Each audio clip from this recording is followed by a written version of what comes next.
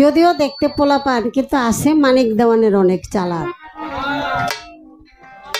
আমার সাধক কবি রজ্জব আলী দেওয়ান আল চিশতি নিজামী রহমতুল্লাহ বাবার ঘরের আমার পরশ ভাইয়ের যোগ্যতম সন্তান। তাই সেই মানিক দেওয়ান যেভাবে প্রত্যেকটা কথা অকাট্য যুক্তি রেখে আমাদের মাঝে বুঝাইলেন, এটাই হলো বিচার গানের ভাবধারা। তবে আমি বলবো দুই একটা বিষয় আপনার স্ববিরোধী কথা হয়ে গেছে। আসলে অনেক সময় অনেক জাদ্রেল রাজনীতিবিদও দেখছি তারা আলোচনা বক্তৃতা দিতে দিতে মাঝে মাঝে নিজে বিরুদ্ধে দুই একটা কথা চলে যায়। আজকে মানিক দেওয়ানের পরিস্থিতি তাই হয়ে গেছে। আমরা কিন্তু যারা বাউল বিচার গান করি, যারা বর্তমানে তরিকার আহলে বায়াত পাক পাঞ্জাতনের অন্তর্ভুক্ত আছি, তারা সবাই কিন্তু গুরু দলের মানুষ, গুরু ঘরের মানুষ। আর যাই হোক, গোড়া ঘর নষ্ট করা যাবে না। আপনি বাণিজ্য এবং ব্যবসা করতে এসে আপনি কিন্তু সেই গুরুকে কলঙ্কিত করার চেষ্টা করতেছেন। এটা যদি করেন তাহলে খাবেন কি? জায়গা তো থাকবে না, সব তো তছনছ হয়ে যাবে, ভাঙাচুরা তো হওয়া শুরু হয়ে গেছে গা। আপনি তো আরো ইন্ধন দিয়ে গেলেন। এটা তো কোনো অলংকার হলো না বাবা, এটা কিন্তু কোনো অলংকার হলো না। আপনি কোন বাড়ির কয় চাচার কবর কোণে আর চাষি কান্দে কোণে? আপনি কোরআন শরীফের আয়াত দিয়ে আপনি বুঝাইতে চান কি? আপনি বুঝাইতে চান যে আমরা গুরু ধরি, গুরুর আবাদ করি, আমরা যে বয়ান দেই যে গুরু ধরেন, গুরু ধরেন, গুরু ছাড়া উপায় নাই। আপনি এটার বিরোধিতা কথা বলে গেলেন। এটা আপনিও তো গুরু ধরছেন, আপনার গুরু তো গুরু ধরছে। আর গান বাজনা তো তরিকার জগতে আপনি যদি গুরু ধরাকে কোরআন দিয়া আপনি যদি একটা বিঘ্ন ঘটান, বাধা সৃষ্টি করেন, নিষিদ্ধ ঘোষণা করেন, তাহলে আপনি গুরু ধরছেন কি লেগা? বন করেন কি লেগা? ফকির বাড়ির ভাত খাইছেন কি লেগা? আইছেন কি লেগা? নিষেধ করে দিবেন। এই আমরা যারা গুরু ধরছি, বিশেষ করে গুরু যারা আমরা বেতরিকার হাতের খাবার খাই। আমাদের ঘরে আমাদের এক গ্লাস পানি দিবে তারও তরিকায়। বেতরিকার কোনো মানুষের সেবা আমরা নেই না। এটাই হলো হিসাব নিকাশ। তাহলে আপনি কইলেন কি আর বাস্তবে আপনি কি? কার গোলার ধান খাইয়া ইন্দুর লোতা লোতা, ফকিরি ঘরের ভাত খাইয়া আপনার বাবাও ভান্ডারি বাবার একটা খলিফা। ওই সমস্ত গুমরের ঘরে হাত দিয়েন না, বিপদ ডাইকাই নেন না বাবা। তরিকার জগতে বিশাল একটা বিষয়, যখন গুরু হয়ে যায় তখন সে আর জাগতিক কারো মা কারো বাপ থাকে না। গুরু কারো মা বাবা না, কারো দুলাভাই না, কারো বিয়াই না। গুরু রে কখনো দুলাভাই ডাকা যাবে না, বিয়াই ডাকা যাবে না, গুরু গুরুই। এই বিষয়টা বুঝতে একটু সময় লাগবে বাবা। তাই আমি কথাটা আপনাকে বলার চেষ্টা করলাম, একটু শাসনের সুরেই বললাম। আপনি বাচ্চা মানুষ, কিন্তু আপনার উপরে অনেক বড় দায়িত্ব পড়ছে গুরু আবাদ করার জন্য, অনেক বড় দায়িত্ব। আপনার মুখের একটা বাণী অনেক মূল্যবান। কি বাবা, আপনাকে যে ভালোবাসে সে আপনার বাণীটাকে সে তার কর্মে পরিণত করবে। তাহলে আপনি কি দিয়া যাইতেছেন আমাদেরকে? তরিকার জগতে কি দিয়ে গেছেন? আমি একটা গান রাখবো ছোট করে, আমার রশিদ বাবার লেখা গান। গানটা একটু কঠিন গান, আমার জন্য কষ্টদায়ক। আমার গানটা এই সময় না গাইলে আর ভালো লাগতেছে। আপনার একটু ইডা দেন, ওই খাতা রাখার। হ্যাঁ,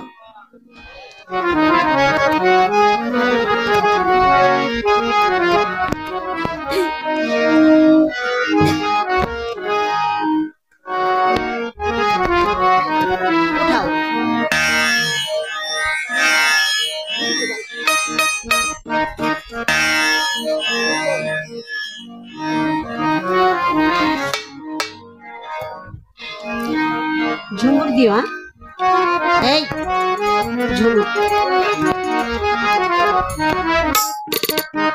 দরুদ সালাম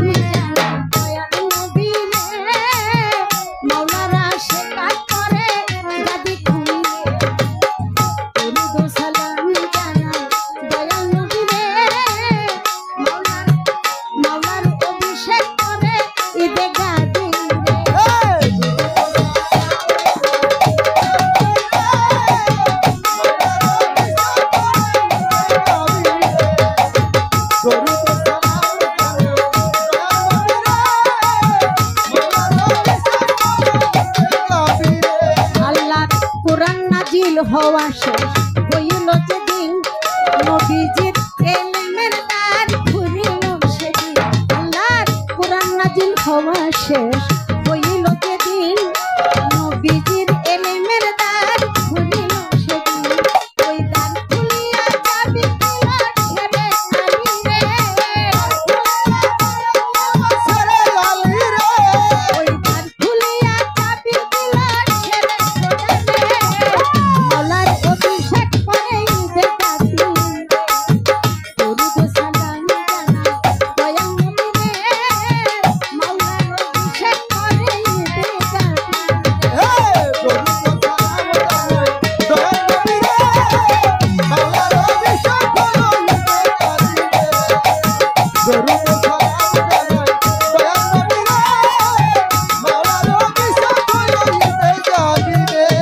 নবীজির এলেমের শহরে যাইতে মন গাদিরে খুমে হইল নিগুর এক ভাষণ নবীজির এলেমের শহরে যাইতে ওরে আমার মন গাদিরে খুমে হইল নিগুর এক ভাষণ ওয়া আলী বাবুয়া বলে কয় উচ্চ শুনে নবী আরে ওয়া আলী বাবুয়া বলে নবী কয় উচ্চ শুনে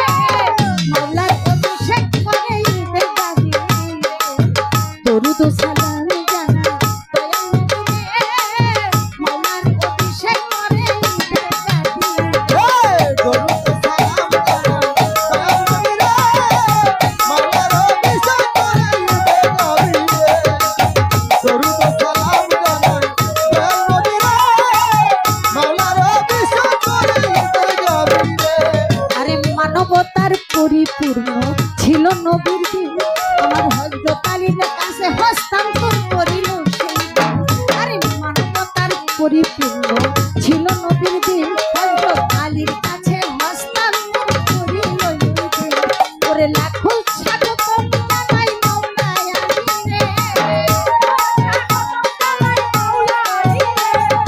লাখো স্বাগতম জানাই মাওলা আলী রে মাওলা অভিষেক করে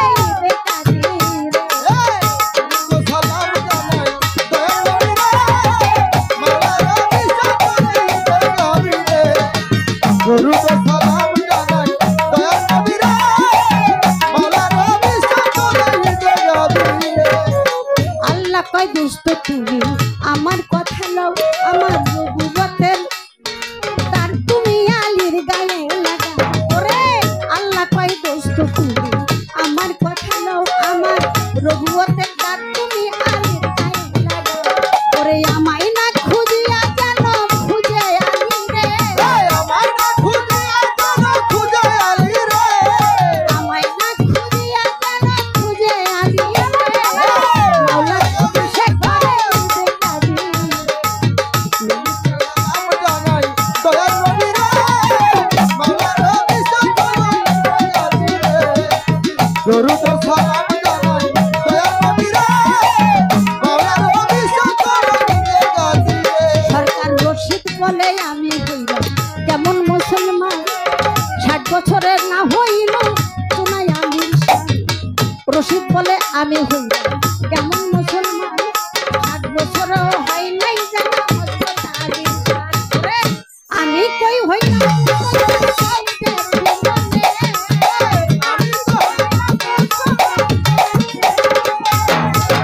আমি কই হইলাম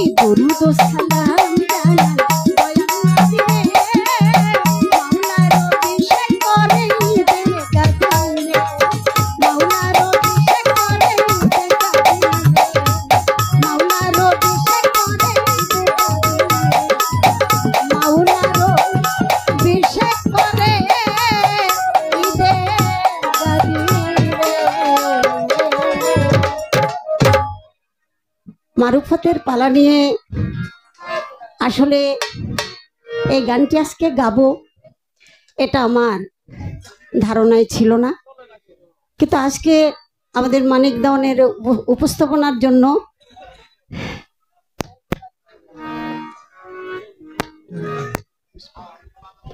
আমার আরজু মাইজ ভান্ডারী, আমার তরিকার ভাই, আমি শফিউল বসর মাইজ ভান্ডারী বাবা জানের রুহানি সন্তান।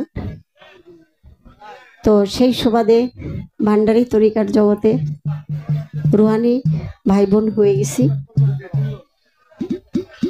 ফুলের গাঁথনি মালা, এই গাঁথনি মালার মতো যেন সকলের সাথে ভালোবাসার বন্ধন থাকে, অমরত্ব হয় এই আয়োজন, এই মেলা।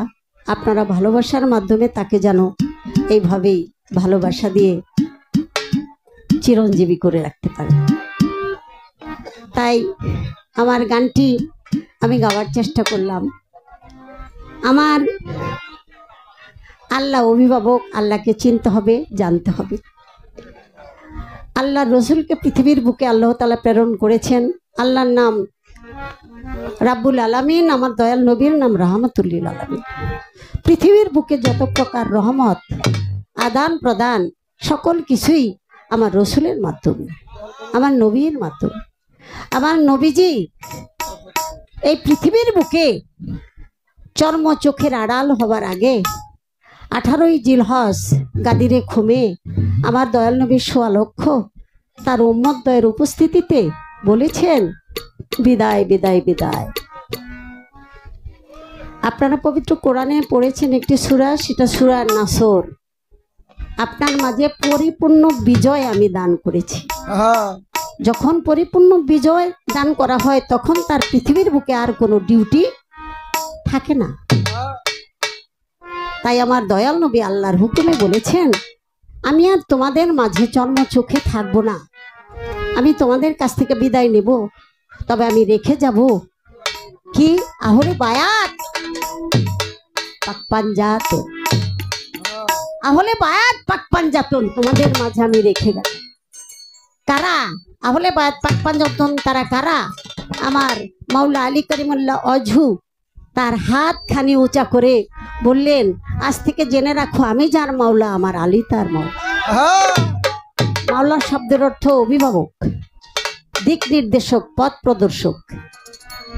আর আলী শব্দের অর্থ সর্বোচ্চ, সর্বোচ্চ তরিকার জগতে পথ প্রদর্শক এবং অভিভাবক, তার নাম হইল মাওলা আলী করিমুল্লাহ অজহু। ঘুমাবার আগে যেই মানুষটি, যেই আশেকান পাক পাঞ্জাতনকে স্মরণ করে তার চোখ বন্ধ হবে না, সে কখনো দয়াল আল্লাহর রহমত প্রাপ্ত হবে না।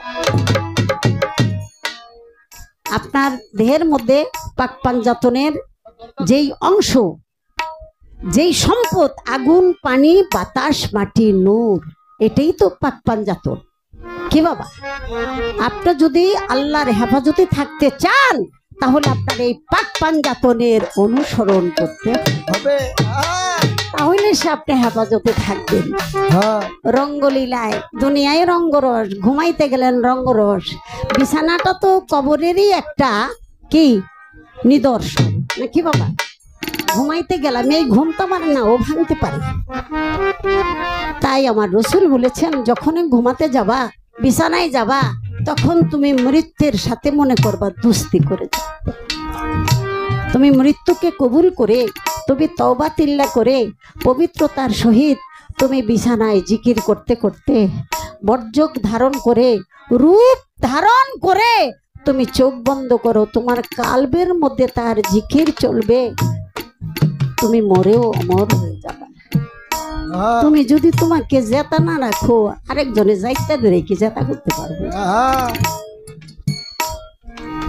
আগে বুঝতাম না, কই তো নিজের ঢোলকি নিজে বাজাই। হ বাবা, নিজের ঢোলই নিজে বাজানো নাকি? আমার ঢোল আবার কার দায়িত্বে দিব? হাই বাজাই, যার যার ঢোল তার ওই বাজান লাগে, কারণ যার যার ইয়া নাফসি তার। বিপদ কালে কেউ সাথী হবে না, তুমি যার চরণে ভক্তি দিয়েছো, তুমি যার হয়ে গেছো, তুমি তার চিন্তাতেই মগ্ন। হ্যাঁ তাহলে আর কোনো ভয় থাকবে না। আমার সাইজি লালন কি বলেছে, রূপ কাষ্টের নৌকা খানি নাই ডুবার ভয়, পারে কে যাবি নৌকার নবীর নৌকাতে। হ্যাঁ আয় আয় এখন আয়, এটা শেষ না, আয় চলছে রানিং।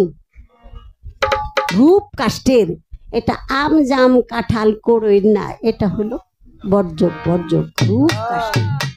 রূপ কাষ্টের নৌকায় যেই রূপকে আমি দেখি সে আমাকে দেখে, যেই রূপের লোকে কথা কয়, চোখে চোখ রাখা হয়, সেই রূপ কাষ্টের নৌকায় তুমি উঠো, তাহলেই তুমি ঘাটে পৌঁছাইবে।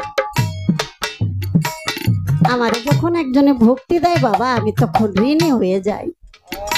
তারে ছাইরা তো আমি নাও ছাড়তে পারব না বাবা, ছাড়ুন যাইব না।